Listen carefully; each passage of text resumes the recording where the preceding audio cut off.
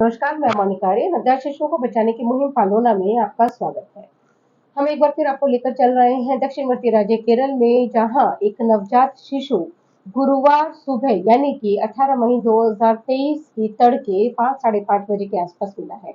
ये बच्चा जिस हालत में मिला है, जब आप इसको जानेंगे तो आप सोचेंगे कि आखिर माता पिता या कोई भी परिवार अपने बच्चे के साथ ऐसा क्यों करता है।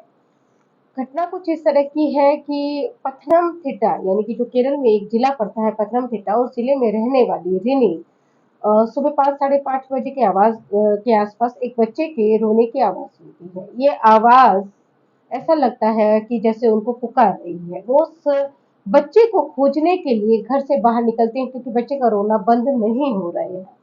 बच्चे की तलाश उन्हें एक डेजर्टेड प्लॉट तक ले जाती है। ये प्लॉट वहीं रहने वाले जॉर्ज का है।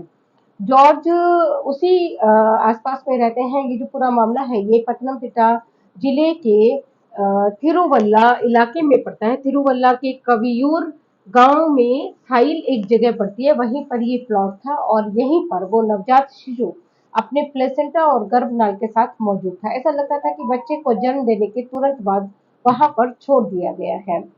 रिनी जब बच्चे को इस हालत में देखती है तो वो आसपास के लोगों को उस बच्चे की सूचना देती है, पड़ोसियों को बताती है और निकटवर्ती पुलिस स्टेशन को भी बच्चे की सूचना दी जाती है। इसके बाद सबके सहयोग से उस बच्चे को तिरुवल्ला इलाके में पड़ने वाले मेडिकल हॉस्पिटल में ले जाया जाता है और वहां की चाइल्ड केयर विंग में बच्चे को एडमिट करवा दिया जाता है। ये जो घटना है ये हमसे WAIC की मीरा मार्ती जी ने शेयर की थी। मीरा जी अक्सर पालोना से इस तरह की घटनाएं शेयर करती हैं, जहां नवजात शिशुओं को छोड़ दिया जाता है। वो स्वयं भी बच्चों के सेफ सरेंडर पर काम करती हैं। पालोना उनके प्रति आभार व्यक्त करता है कि हमारे काम में, हमारे मिशन में वो हमारा इतना सहयोग करती है। जो घटना मैंने अभी आपको बताई, ये मातृभूमि वहाँ का एक लोकल मीडिया संस्थान है जिस पे ये घटना इस तरह से छपी है, लेकिन वहीं के अन्य मीडिया रिपोर्ट्स में ये बताया गया है कि बच्चे की आवाज, बच्चे के रोने की आवाज सबसे पहले वहां रहने वाले मनोज और उनके परिवार ने सुनी थी, और जब वो उस बच्चे को खोजने के लिए निकले तो ये बच्चा उन्हें टेपियोका के खेत में मिला। हम ये नहीं जानते हैं कि इन दोनों में से कौन सी बात सच है, किसने बच्चे के रोने की आवाज सबसे पहले सुनी थी और किसने बच्चे को सबसे पहले पाया।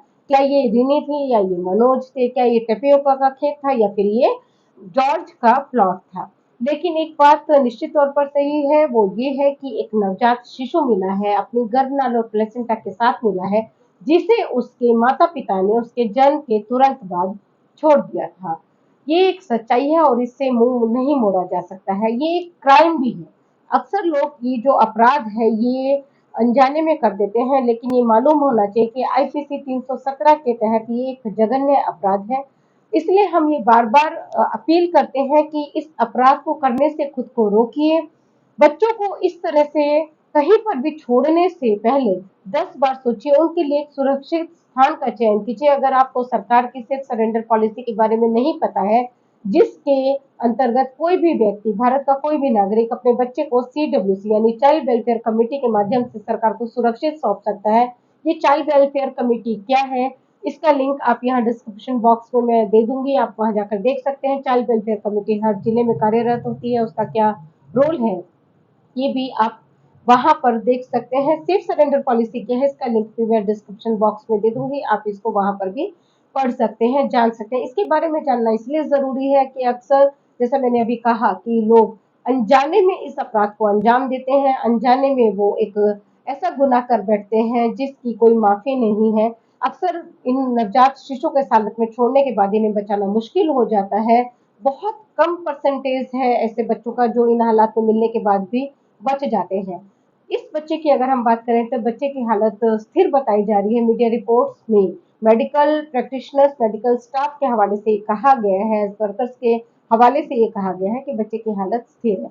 हम ये दुआ करेंगे कि बच्चा सुरक्षित बचे और उसको एक अच्छा परिवार मिल जाए, जो कि उसे इतना प्यार दे कि उसे ये परेशानी या फिर कहें कि जो एक ट्रॉमा इन बच्चों को लग जाता है अनजान और अनसेफ कंडीशंस में छोड़ने की वजह से, उस ट्रॉमा से वो बाहर आ सके।